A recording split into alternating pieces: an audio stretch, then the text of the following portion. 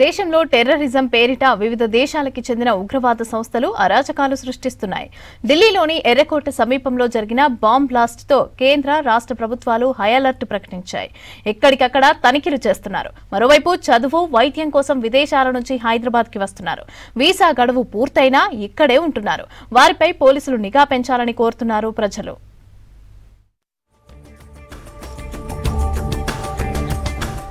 దేశంలో ఎక్కడ ఉగ్రవాద కార్యకలాపాలు జరిగినా ఆ కుట్రలకు సంబంధించిన మూలాలు హైదరాబాద్లో బయటపడుతున్నాయి.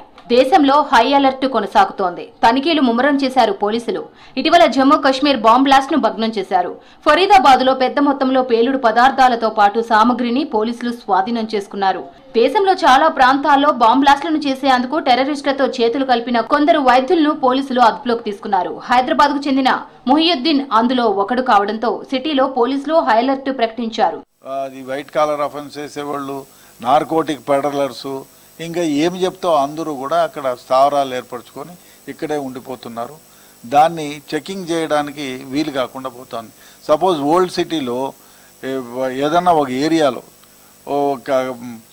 మనం ఎవరన్నా ఒక ఏరియాలో పోయి ఎవరన్నా నివసిస్తే వాళ్ళ ఇంటికి పోలీసులు పోయి తనిఖీ చేయడానికి వీలు కాని పరిస్థితి. ఎందుకంటే బుర్కాలో ఉంటారు కాబట్టి, ఘోషా పద్ధతి ఉంది కాబట్టి వాళ్ళని ముందు తలుపు తట్టి ఎవరన్నా ఒక లేడీ ఆఫీసర్ని లోపల పంపించి వాళ్ళు తలుపు తీస్తే తీసుకొని పోయి చూసేటప్పటికే వెనకదారిలో నుంచి వెళ్ళిపోతారు. హైదరాబాద్ లో వివిధ దేశాల నుంచి వచ్చే విదేశీయులు చాలా మంది విద్య, వైద్యం, ఉద్యోగం కోసం హైదరాబాద్ కు వస్తున్నారు. వీసా గడువు ముగిసిన తరువాత నగరంలో అక్రమంగా ఉంటున్నారు. బంగ్లాదేశ్, పాకిస్తాన్ల నుంచి వచ్చే వారితో పాటు ఆఫ్రికన్ కంట్రీస్ నుండి వచ్చే నైజీరియన్లు నేరాలలో పట్టుబడుతున్నారు.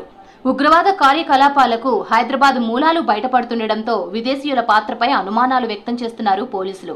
ఈ గంజాయి దగ్గర నుంచి ఏదో ఒక నార్కోటిక్ డ్రగ్ చిన్నగా తీసుకురావడం, బెంగళూరు నుంచో, గోవా నుంచో, ఢిల్లీ నుంచో. ఈ డార్క్ నెట్ ఎట్లా ఉండే అది డార్క్ నెట్లో సెర్చ్ చేస్తారు, వాళ్ళు ఎట్లా తెప్పించుకుంటూ ఉంటారు. దాన్ని అలవాటు పడిపోయి పెడలర్స్గా మారిపోతున్నారు.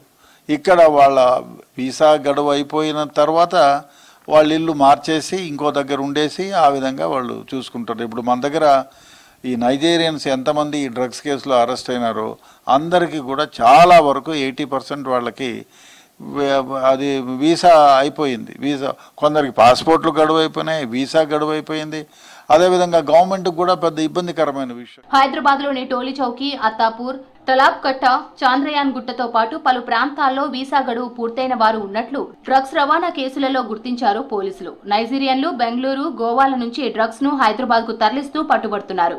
దీంతో హైదరాబాద్ లో విదేశీయుల కదలికలపై పోలీసులు నిఘా పెంచాలని కోరుతున్నారు ప్రజలు.